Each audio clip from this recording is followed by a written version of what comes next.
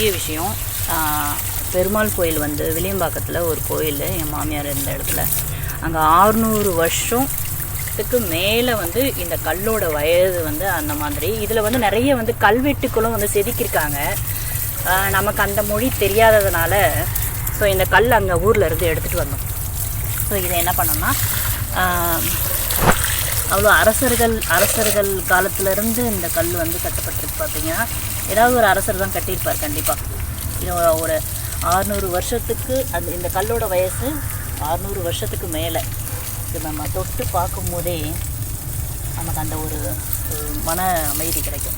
So இது வந்து நம்ம என்ன பண்ணலாம், ஒரு நம்ம சாமி மாதிரி வரைஞ்சிடலாம். எனக்கு வந்து அம்மன் சாமி ரொம்ப பிடிக்கும், அதனால் நான் அம்மன் வரைஞ்சி இங்கே வந்து என்ட்ரன்ஸில் வச்சுருக்கேன். என்னுடைய வீட்டை பாதுகாக்கக்கூடிய ஒரு பெரிய அம்மன் வந்து சாமி அப்படின்னு நினச்சி தான் வந்து நான் வணங்குறேன். என் கூட வந்து ஒரு பெரிய பலமாகவும் எனக்கு தோணும் சில நேரங்களில். ஸோ அதை வந்து பார்த்தேன்னா எனக்கு வந்து ஒரு மன திருப்தி இருக்கும். அதுதான் அந்த கல்லோட வரலாறு. இப்போ தான் வந்து ஜஸ்ட்டு வந்து என் ஹஸ்பண்ட் வந்து சொல்லிட்டு போனாங்க. ஸோ அங்கேருந்து ஒரு ஞாபகமாக வந்து எடுத்துகிட்டு வந்திருக்கோம். அத்தனை வருஷம் எங்கள் மதுரையில் மாமனாரும் மாமியாரும் வாழ்ந்த ஒரு இடத்துல இருந்து. ஸோ அது வந்து 600 வருஷத்துக்கு முன்னாடினா எவ்வளோ பழமையானதுன்னு பாருங்கள். ஸோ அவ்வளோ பழமையான ஒரு கல். நம்ம வந்து எக்ஸிபிஷன்ஸில் தான் போய் பார்க்குறோம் சில விஷயங்கள்லாம். அதை நான் அந்த கல்லை வந்து நான் வந்து பெயிண்ட் பண்ணும்போது க்ளீன் பண்ணி பார்த்தேன். நிறைய வந்து எழுத்துக்கள் தெரிஞ்சுது. அது வந்து நிறைய எழுத்துக்கள் வந்து நமக்கு சொல்லலாம். பிராகிருதமாக, சமஸ்கிருதமாக, சிவநாகரின்னு சொல்லுவாங்க, அந்த மாதிரியா இல்லை என்ன மாதிரியான எழுத்துக்கள்னு தெரியல. ஆனால் கல்வெட்டுகள் இருந்தது. நமக்கு அந்த மொழி தெரியாததுனால நம்மளால் அதை படிக்க முடியல. அதை நம்ம இன்னும் கொஞ்சம் நல்லா சுத்தம் பண்ணி பார்த்தோன்னா நமக்கு தெரியும். கல்வெட்டு ஆராய்ச்சியாளர்கள் யாராவது இந்த கல்லை பார்த்தாங்கன்னா அவங்க கரெக்டாக கண்டுபிடிச்சிருவாங்க எந்த ராஜா ஆட்சி செஞ்ச இடத்துலேருந்து நமக்கு கிடைச்ச கல்லுன்றது. ஸோ அது ஒரு பியூட்டிஃபுல்லான ஒரு மெமரி எனக்கு.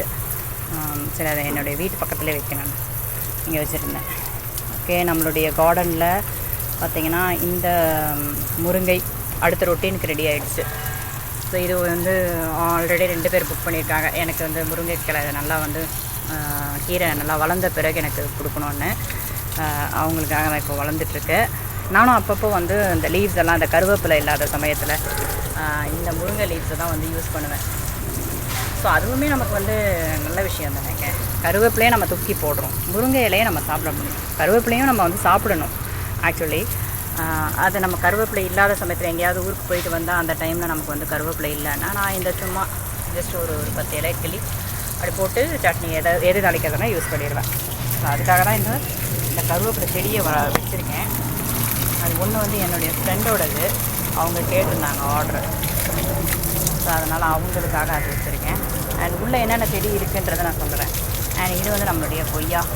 இங்கே என்னென்னா கொஞ்சம் மேடான பகுதி, ஹைட்டு இருந்ததுனால செடிகள்லாம் அவ்வளோ வளர்ச்சி வந்து ஸ்லோவாக தான் இருக்கும்.